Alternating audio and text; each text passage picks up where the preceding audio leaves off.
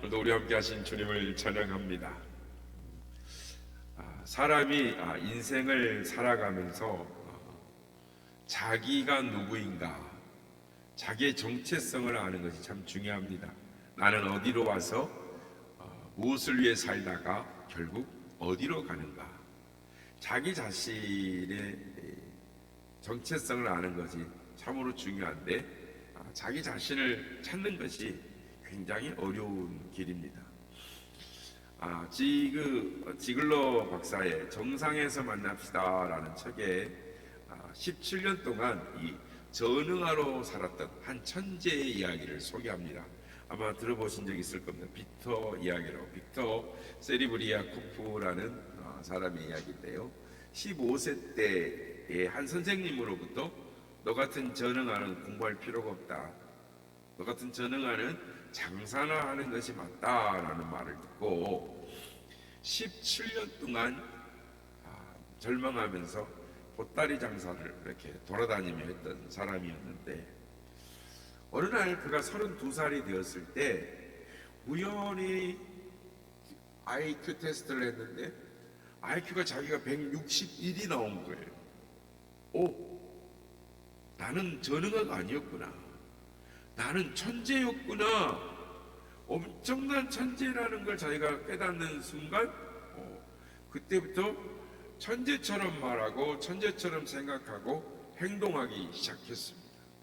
그 이후로 정말 천재가 되었습니다.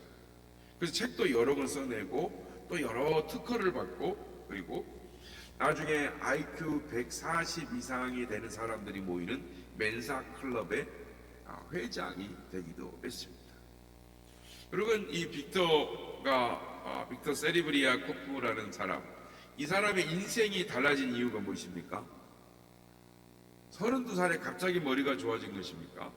아닙니다. 머리는 예전에도 똑같았습니다. 무엇이 달라졌습니까? 자기 자신을 바라보는 시각이 달라진 것입니다. 관점이 달라진 것입니다. 그러니까 그의 인생이 달라진 것입니다. 우리 주위를 살펴보면 자기 자신이 누구인지 자기 자신을 알지 못한 채 17년 동안 전응아의 삶을 살았던 빅터처럼 그렇게 살아가는 사람들이 참 많이 있습니다. 하나님으로부터 이 땅에서 누릴 수 있는 엄청난 특권을 받았음에도 불구하고 그것을 누리지 못하고 살아가는 어리석은 사람들이 있습니다. 주께서 말씀하셨습니다. 하늘과 땅에 있는 모든 권세를 우리에게 주시는, 그 하늘과 땅의 모든 권세를 주시는 그 주님을 믿고 주님으로부터 놀라운 축복을, 그 삶을 누리는 특권을 받았음에도 불구하고 그것을 누리지 못하며 살아가는 사람들이 정말 많이 있다라는 것입니다. 여러분, 이 시간 예수 그리스도를 믿음으로 갖게 된 놀라운 축복을 발견하시는 여러분들이 되시길 바랍니다. 여러분 자신을 바라보는 눈이 달라지시는 시간 되시기를 예수님의 이름으로 축복합니다. 오늘 본문에 보면 사도 바울은 자신이 이제 새로운 시각을 가지게 되었다라고 고백하는 것을 보게 됩니다. 오늘 본문 16절 말씀입니다. 그러므로 우리가 이제부터는 어떤 사람도 육신을 따라 알지 아니하노라. 비록 우리가 그리스도도 육신을 따라 알았으나 이제부터는 그같이 알지 아니하노라. 여기서 육신을 따라라는 말은 세상적인 관점으로라는 의미입니다. 그러니까 과거의 사도 바울은 모든 것을 어떤 관점으로 봤다고요? 세상적인 관점으로 봤다라는 것입니다.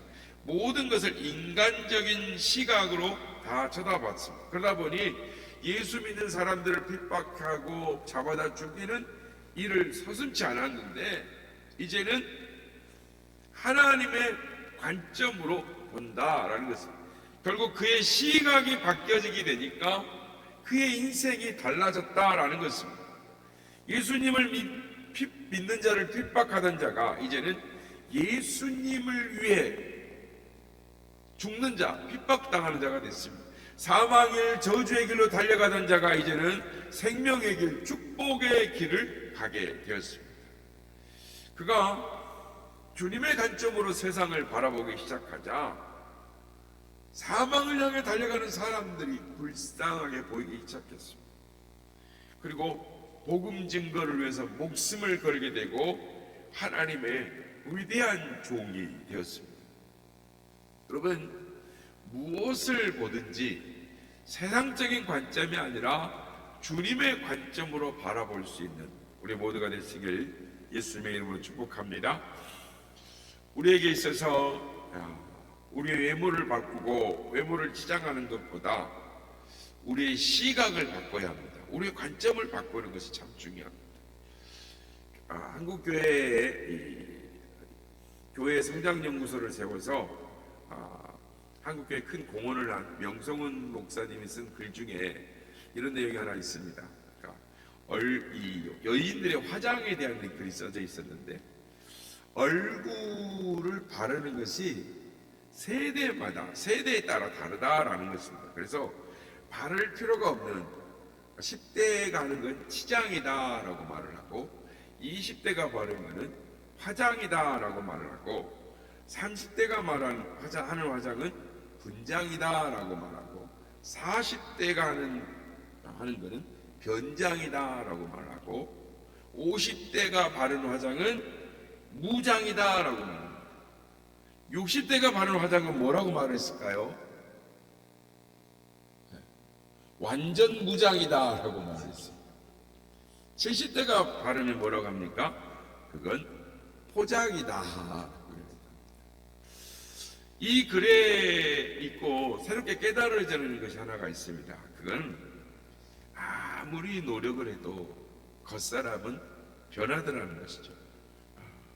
아름답던 피부도 쭈글쭈글해집니다. 막 그토록 풍성했던 머리카락도 빠지고 듬성해지는 것이죠. 검은 머리도 새하얗게 변하는 것입니다. 팔팔하게 힘이 나던 신체도 사라지고 여기저기가 아파오는 것이죠. 그런데 겉사람을 아름답게 치장하고 화장하고 분장하고 변장하고 무장하고 또 그것도 부족해서 완전 무장하고 포장을 해도 속사람이 바뀌어집니까? 속사람은 안 바뀌어지는 것입니다. 속사람은 절대 바뀌어지지 않습니다. 그러므로 우리는 우리의 외모를 바꾸는 것보다 우리의 시각을 바꾸는 것이 중요합니다. 사도 바울은 다메섹으로 가는 도중에 주님을 만나기 위해 그의 시각이 바뀌었습니다. 세상을 바라보는 관점이 바뀌어버렸습니다. 주님의 관점으로 보게 된 것이죠. 그래서 17절에 이렇게 고백을 합니다. 우리 한번 같이 읽어보겠습니다. 시작. 그런즉 누구든지 그리스도 안에 있으면 새로운 피조물이라, 이전 것은 지나갔으니 보라 새 것이 되었도다. 아멘. 하나님께서 독생자를 이 세상에 보내신 것은 죄로 말미암아 더러워지고 일그러진 그 인간을 변화시키기 위해서, 살리시기 위해서 보내셨습니다. 그래서 누구든지 그리스도 안에 있으면 새롭게 살아난 존재, 새로운 피조물이다. 이전 것은 지나갔으니 보라 새 것이 되었도다. 이것이 바로 이 사도 바울의 자신의 체험을 간증하는 이야기였습니다. 그가 예수를 만나면서 완전히 새 사람이 되었습니다. 이것은 역사가 증거하는 사실. 예수님을 만나면 모두가 다 새로운 사람으로 바뀝니다. 복음서에 나오는 삭개오가 그랬고, 막달라 마리아의 생활이 그랬고, 또한 교회 역사 속에 나오는 성호 스틴도 그랬고, 오늘 우리 주변에 주님을 만나고 주님을 온전히 믿게 되면 새 사람으로 변화된 사람들이 우리 주위에 얼마나 많은지 모릅니다. 새 사람이 되면 세상을 바라보는 눈이 달라지는 것입니다. 인생관이 달라집니다. 역사관이 달라집니다. 세계관이 달라지는 것입니다. 그러므로 주님을 만남으로 여러분의 바라보는 시각이 변화되고 새로워지시길 예수님의 이름으로 축복합니다. 그렇다면 왜 하나님이 우리를 새로운 피조물로 바꾸셨습니까? 우리가 새롭게 되기를 원하시는 것입니까? 19절 말씀에 보면 곧 하나님께서 그리스도 안에 계시사 세상을 자기와 화목하게 하시며 그들의 죄를 그들에게 돌리지 아니하시고 화목하게 하는 말씀을 우리에게 부탁하셨느니라. 이 화목이라고 하는 말이 계속 오늘 본문에 나오는데요, 이 말은 요즘 말로 하면 화해라는 말이에요. 화해. 그러니까 화해라는 말은 이 떨어졌던 사람을 다시 가까이 해서 이 화친하게 하는, 친절하고 서로 기쁘며 교제하게 만든다라는 것입니다. 그래서 하나님께서 그리스도 안에서 세상을 자기와 화해케 하셨다라고 말씀합니다. 이것이 우리 기독교의 중심 진리인 것입니다. 기독교는 화해의 종교입니다. 기독교는 화해의 복음인 것입니다. 하나님이 우리에게 화목해 하는 말씀을 부탁하셨습니다. 이것이 우리 믿는 사람의 사명인 것입니다. 20절에 보면은 이러므로 우리가 그리스도를 대신하여 사신이 되었다라는 말씀이 나옵니다. 그러니까 사신이라는 말은 옛날 군주 시대에 쓰던 말입니다. 근데 왜 번역을 이렇게 했는지 모르겠습니다. 어쨌든 우리 선배님들께서 사신이란 번역을 했는데 아마 표현하기가 그 시대의 관점에서 했고, 근데 지금으로 말하면 대사, 공사라고 말할 수 있을 것입니다. 그러니까 한 나라에서 그 나라를 대표해서 보내는 사신, 그걸 말하는 것이죠. 그래서 왕이 있으면 그 나라 왕이 대표해서 보내는 것이죠. 대통령이 있으면 대통령이 우리나라를 대표해 다른 나라 대사로 보내는 것입니다. 그래서 오늘 본문에 그리스도의 사신이라는 말은 뭐냐면, 우리 믿는 사람을 우리 주님께서 대사로, 사신으로, 공사로 보내셨다라는 것입니다. 그래서 요한복음 20장 21절에 보면 예수님께서 아버지께서 나를 보내신 것 같이 나도 너희를 세상에 보내노라 라고 말씀을 하십니다. 이렇게 우리는 예수님께서 세상에 보낸 대사들인 것입니다.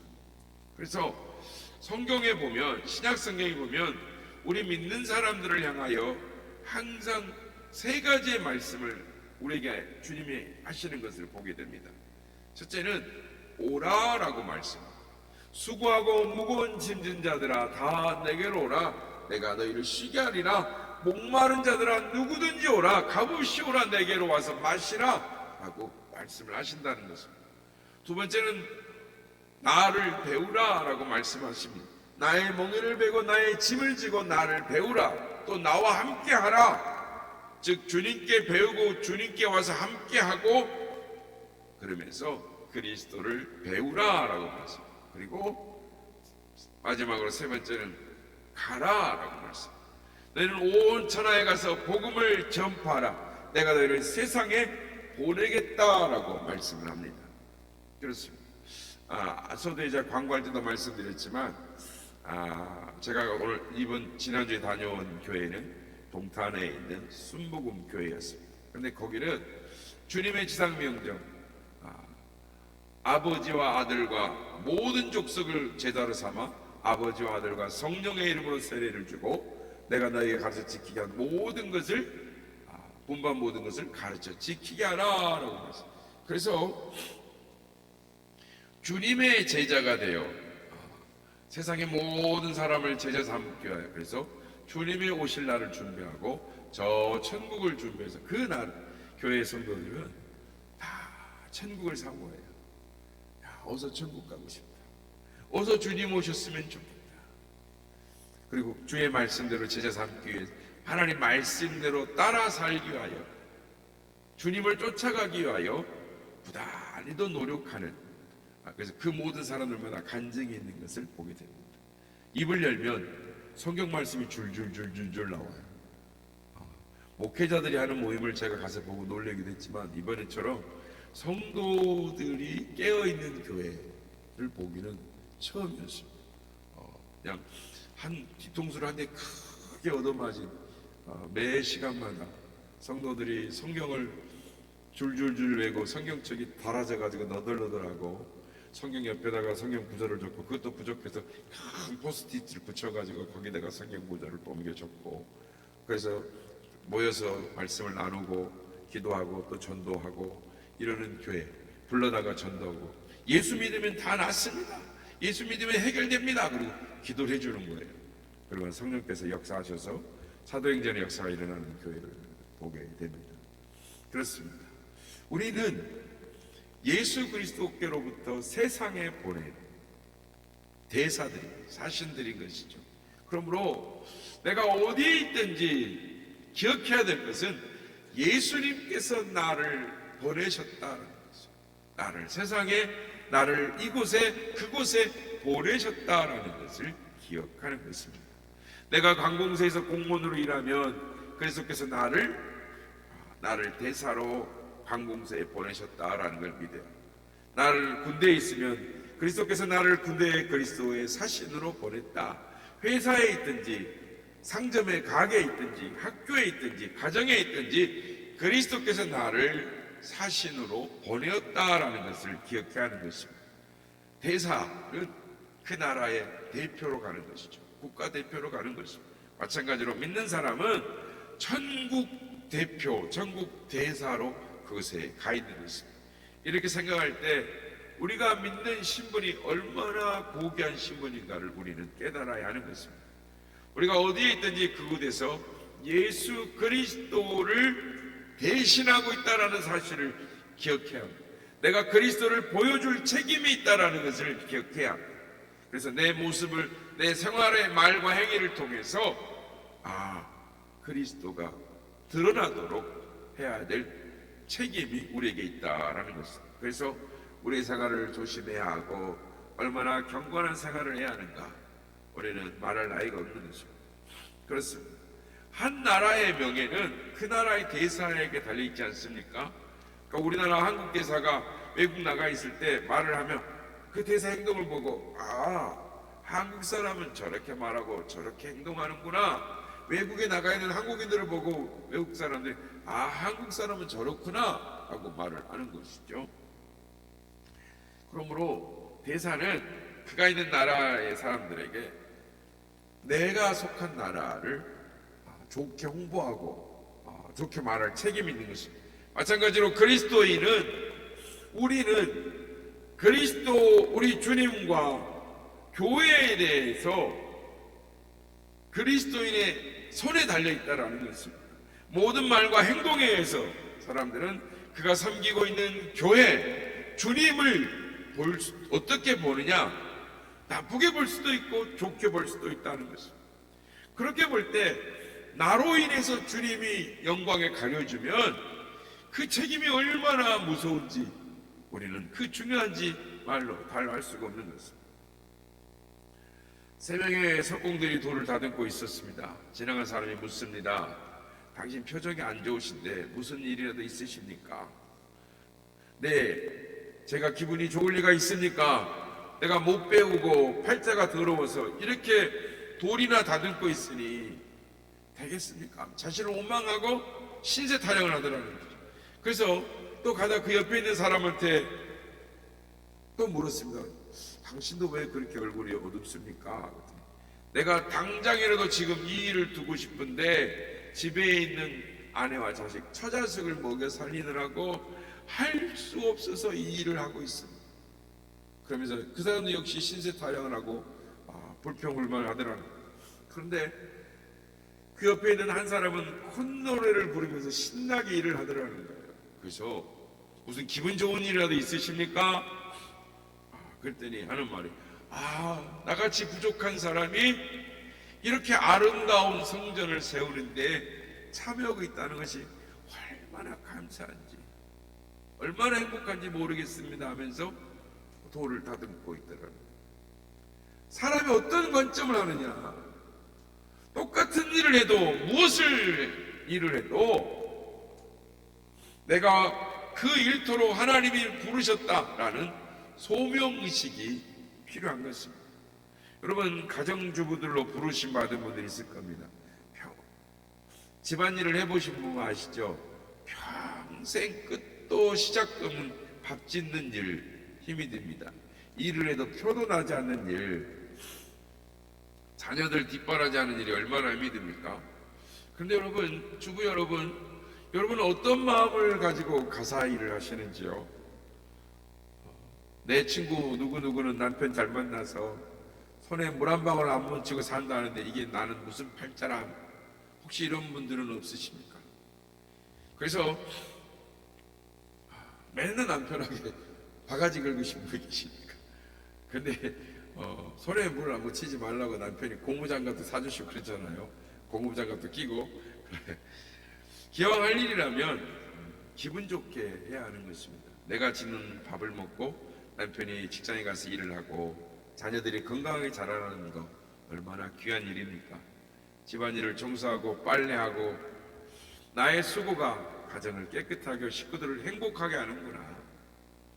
똑같은 일을 하면서도 기쁨과 감격으로 하면 자기도 좋고 보는 사람도 좋은 것입니다. 직장 생활도 마찬가지인 거죠. 자기 전공과 적성에 맞춰서 일하면 얼마나 좋겠습니까? 그런데 통계를 보면 실제로 자기 전공과 적성에 맞게 일하는 사람은 10%도 되지 않는답니다. 모두가 다 자기 적성과는 다른 일을 하고 있다는 거죠. 요즘같이 취업도 힘들고 또 명태니 조태니 또 이런 말도 있더라고요. 황태. 그래서 나 같은 사람 불러서 일 시켜주고 월급 주면 얼마나 고마운 일인가 이렇게 생각하면서 일하면 얼마나 좋겠습니까? 아마 은퇴하신 분들은 매일 나가서 일하는 직장이 있다는 것이 얼마나 복된 일인가, 그 직장이 얼마나 좋은 것인가를 느낄 수 있습니다. 여러분, 내가 일하는 일터가 바로 하나님의 선교지라는 소명의식을 가지고 일하는 우리가 되기를 원합니다. 내가 직급이 높으면 아랫사람을 더 섬기십시오. 그러면 예수 믿는 우리 부장님, 사장님 역시 다르구나 이렇게 인정하지 않겠습니까?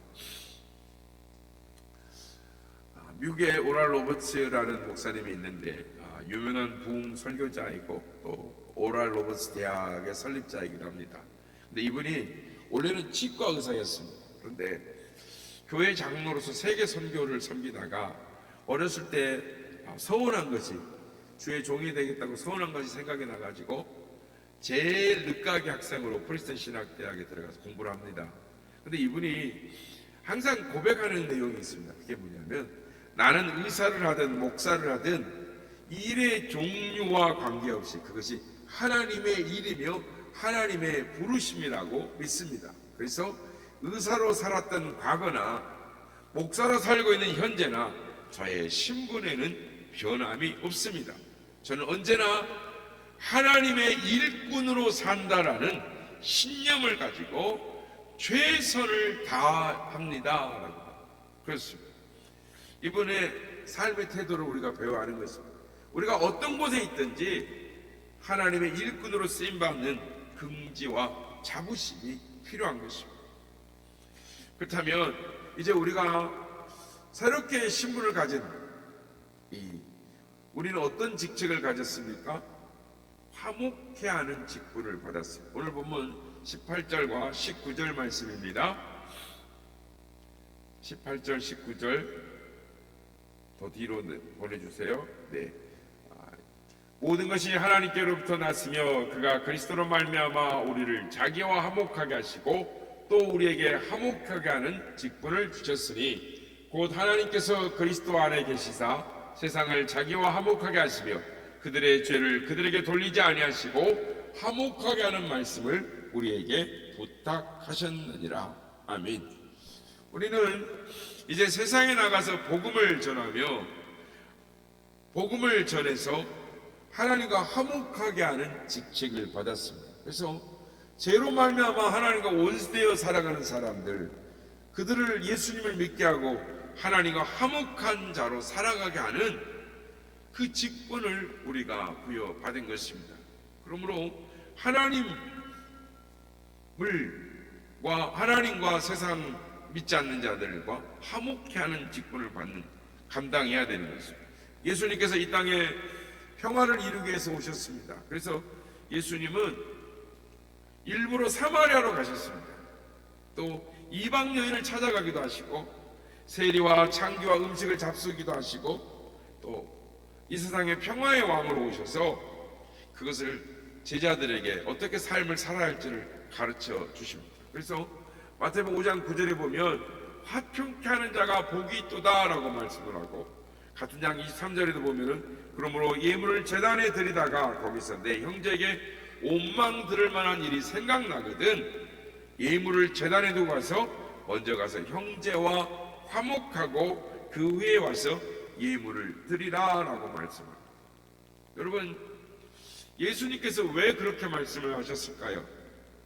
다른 사람과 화해할 때, 화목할 때 그곳에 하나님의 은혜와 축복이 임하기 때문입니다. 하나님의 뜻이 화해할 때 이루어지기 때문입니다. 그러니까 화목하지 않는 곳에 하나님의 축복이 임하지 않습니다. 하나님의 은혜가 내려오지 않습니다. 화목하지 않는 사람의 예배를 하나님이 받지 않으시기 때문에 예수님은 화해하고 화목하라라고 말씀하는 것입니다. 세계 2차 대전 한가운데 독일과 프랑스가 싸움을 벌였는데 결국은 백병전이 벌어졌습니다. 그리고 모두가 다 죽고 한 독일 군사와 한 프랑스 군사가 서로 치고받고 싸웠습니다. 그리고 독일 군인이 드디어 프랑스 군을 위에 올라타서 칼을 빼서 목을 칼로 탁 찌르려고 하는데 그때 독일 군사 눈에 반짝하고 보이는 게 있었습니다. 그게 뭐냐면 프랑스 군의 목에 십자가였습니다. 독일 군이 당신 크리스찬이냐? 그렇다. 독일 군인이 칼을 들고 있다가 나도 크리스찬이다. 칼을 던지고 두 사람이 우리는 형제다 하면서 울고 서로 안고 그 자리에서 통곡을 했다는 것입니다. 우리가 한 형제인데 전쟁을 하고 서로 죽이는 자리에 있었으니, 이 이야기가 전쟁이 끝난 후에 알려져서 유엔에서 두 사람의 평화상을 줬다는 것입니다. 독일과 프랑스는 적국이지만 두 사람이 십자가로 거듭나고 서로 화목하게 될 때 하나가 되는 것입니다. 그렇습니다. 북한이나 남한이고 중국이고 일본이고 상관이 없습니다. 보수고 진보고 상관이 없습니다. 예수님을 믿고 성령으로 거듭나면 하나가 될 줄로 믿습니다. 우리 한번 따라해 보겠습니다. 하나님은 한 분이시다. 성령님은 한 분이시다. 믿음도 하나다. 그러므로 우리는 하나다. 그렇습니다. 우리는 예수 그리스도 안에서 성령님 안에 하나인 것입니다. 마지막으로 한 이야기하고 말씀을 마치겠습니다. 최영독 집사님의 간증인데 예전에 제가 한번 한 적이 있을 겁니다. 그런데 참 전 이 간증이 많이 은혜가 됩니다. 하루는 어떤 후배하고 사소한 일로 다투고 했는데 마음이 너무 아팠어요. 돌아와서 내가 먼저 화해를 청해야지 이렇게 되는데도 자존심 때문에 결국 찾아가지 못하고 화해를 못하고 있었어요. 왜냐면 한 군데 이기는 거죠.